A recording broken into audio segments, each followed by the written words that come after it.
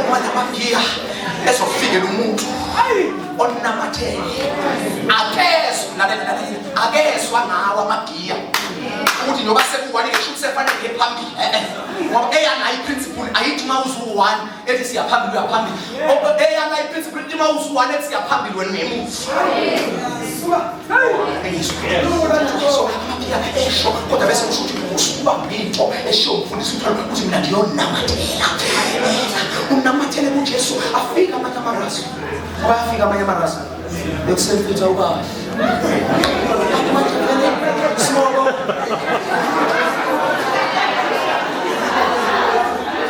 sishape hayi bethuke right kanda umjito right kanda ngaprawami bethu bethu stayela bethu oshaya bethu Adidas bethu athi Louis athi Gucci bethu athi Nike bethu wenze njani ngawe woni namantoba ngiyabona inkinga yami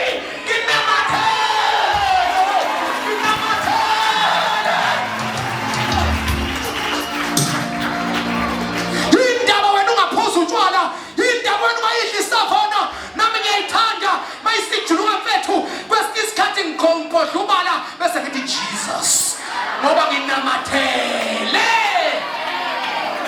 ayawushintsha abantu abathathu ukuthi namathele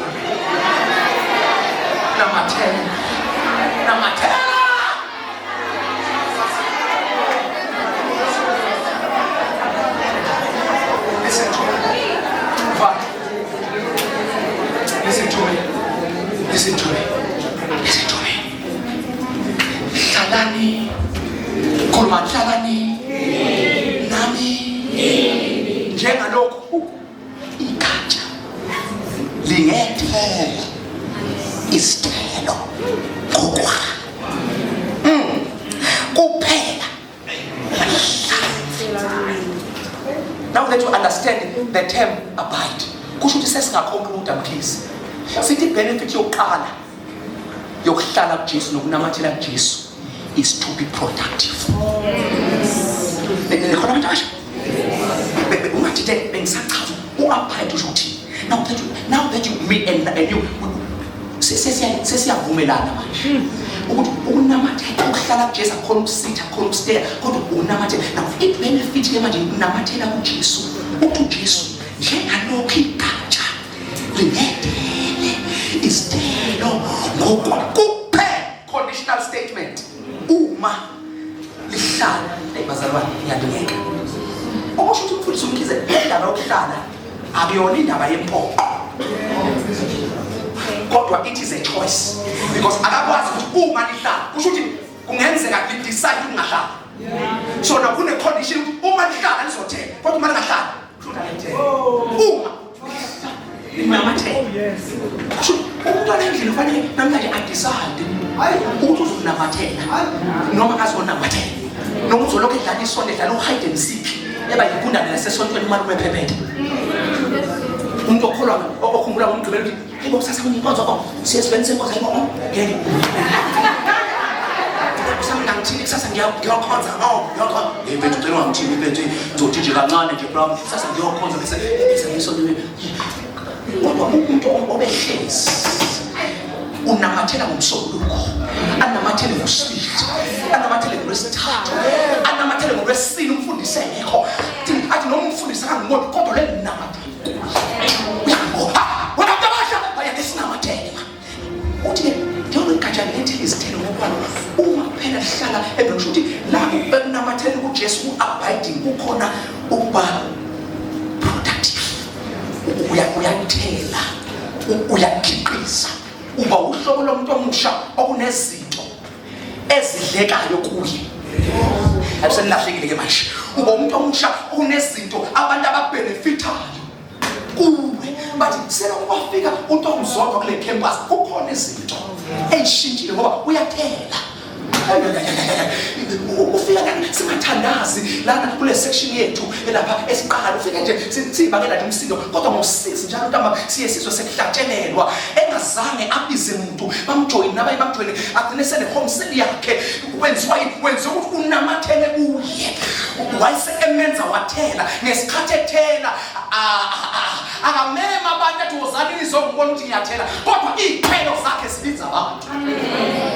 Do you know ukuthi noma ake ngithi have you ever noticed ukuthi uma unamathele kuJesu ukuba productive abantu bakubiza noma umfundisi ungeyena bakubiza ngoba umfundisi ungeyena uzuqanjwe igama abaqambi igama ngoba bekudele kodwa abanye basuke bebonile ukuthi lona lona akafana kukhona amafutha nawo and umfundisi umkhize njengomfundi weBhayibheli ngingabuza ngathi uNkulunkulu basongibuza abantu abasha ngoba they question things this wise. So that is why you need to struggle with the text mawushumayela lapho ngoba bazo no mfundisi we could hear you but some of the things you will not understand. Please try to expand and elude and define. Ukusho ukuthini mawuthi sithele now I have an answer for you. Uma ethu Jesu njengalokho igada lethele izithelo kuphela bahlala emvini kusho ukuthi kunezithelo ezitholakala kuyo ukhona noma ngisheshisela ngifundela uGalatians chapter 5 verse 22 izipho lezithelo ukukhulunywa ngazo ebazana ufuna ukuvala njalo kusiyami maze bethi ayi uyashumayela lapho kodwa abendonsa kusiyami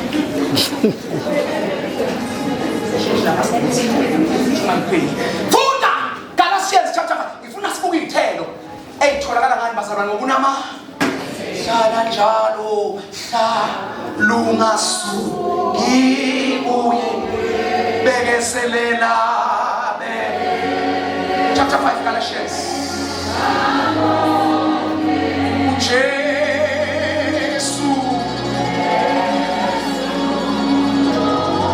unokube nami thembekile uJesu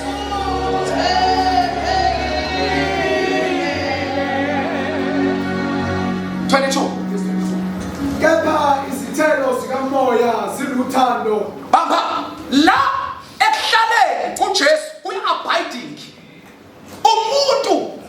Oh hallelujah. Ngoba awukwazi phela ukuhlala kuye ebese umoya ingcwele enga-operate. Ngoba it is in him where we are baptized into the Holy Spirit.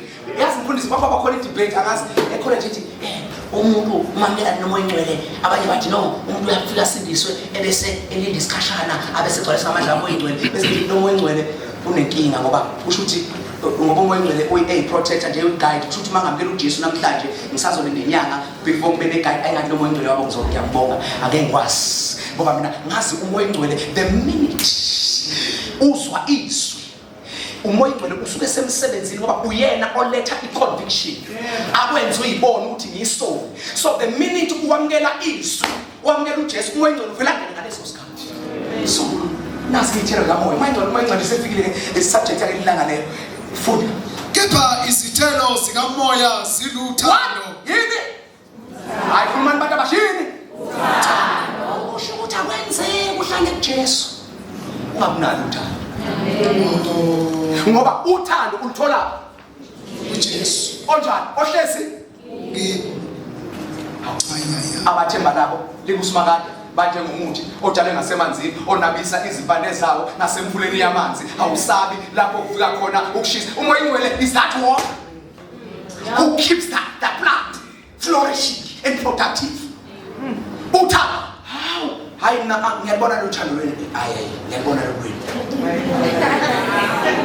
njengoba kuyi Valentine nje kade nikhohlisana nisendelana amakhadi nenhliziyo eqhephukile na ukopaya baphuma inhliziyo ngiyabona lolo ngoba lolo inkinga yalo ilolo kuthiwa yini leyo eros yayindanga leyo eros.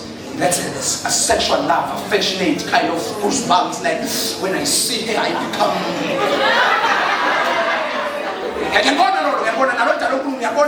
in the context of marriage ngiyabona lelo kodwa ungakhula ngothando ukukhula nge-agape love, a kind of love which does not look at the circumstances and the conditions and the details.